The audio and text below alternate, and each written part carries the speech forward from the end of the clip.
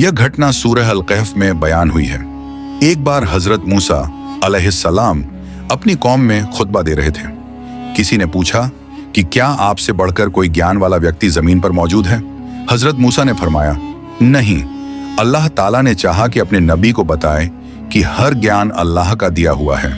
इसलिए अल्लाह ने मूसा से कहा कि मेरे एक बंदे के पास जाओ जिसे मैंने विशेष ज्ञान और रहमत दी है। वह बंदा खिज्र अलैहिस्सलाम थे। हजरत मूसा अपने खादिम यूशा बिन नून के साथ सफर पर निकले। सफर लंबा था। रास्ते में एक जगह उनकी मछली अल्लाह के हुक्म से पानी में चली गई और यही निशानी थी कि वहीं उन्हें खिज्र मिलेंगे। आखिरकार वे खिज्र तक पहुंच गए।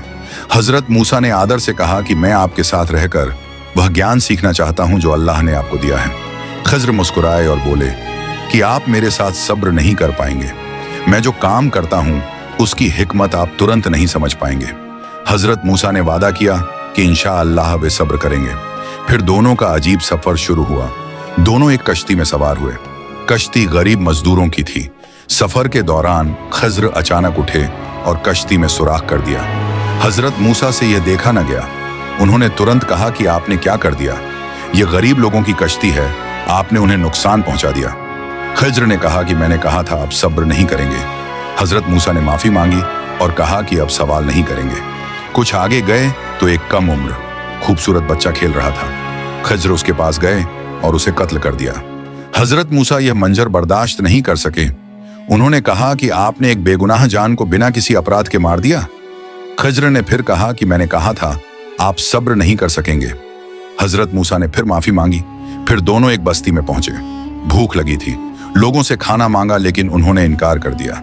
ऐसे बेरहम लोगों के बीच एक दीवार गिरने वाली थी। खिज्र आगे बढ़े और उस दीवार को मुफ्त में ठीक कर दिया। हजरत मूसा ने ताज्जुब से कहा कि ये लोग तो बेमुरव्वत हैं, कम से कम आप मजदूरी तो ले सकते थे। अब जुदाई का वक्त आ चुका था। खिज्र ने कहा कि अब मैं तुम्हें इन कामों की हकीकत बता देता हूं। कश्ती के बारे में कहा कि इन गरीब मजदूरों के पीछे एक जालिम बादशाह आ रहा था जो हर अच्छी कश्ती छीन लेता था। मैंने अल्लाह के हुक्म से इसमें नुक्स डाल दिया ताकि वह जालिम इसे जब्त न कर सके और ये गरीब लोग अपनी रोजी बचा सकें। बच्चे के बारे में कहा कि वह बच्चा बड़ा होकर अपने नेक माता पिता का नाफरमान और जालिम बन जाता, उन्हें दीन से दूर कर देता। अल्लाह ने चाहा कि इसके बदले उन्हें बेहतर और नेक औलाद दी जाए। दीवार के बारे में कहा कि उसके नीचे 2 यतीम बच्चों का खजाना दफन था। उनके पिता नेक व्यक्ति थे। अगर दीवार गिर जाती तो लोग खजाना लूट लेते। अल्लाह ने हुक्म दिया कि मैं दीवार ठीक कर दूं ताकि बच्चे बड़े होकर अपना हक पा सकें। आखिर में खिज्र ने कहा कि यह सब मैंने अपनी तरफ से नहीं किया, यह सब अल्लाह के हुक्म से था और हर काम में अल्लाह की हिकमत थी। ये पूरी कहानी हमें यह सिखाती है कि कभी कभी जो चीज हमें नुकसान लगती है वही हमारे लिए फायदा होती है।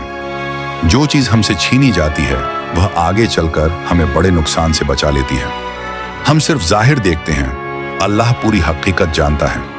इसलिए अल्लाह के फैसलों पर एतराज नहीं करना चाहिए, क्योंकि अल्लाह सब जानने वाला है और हम नहीं।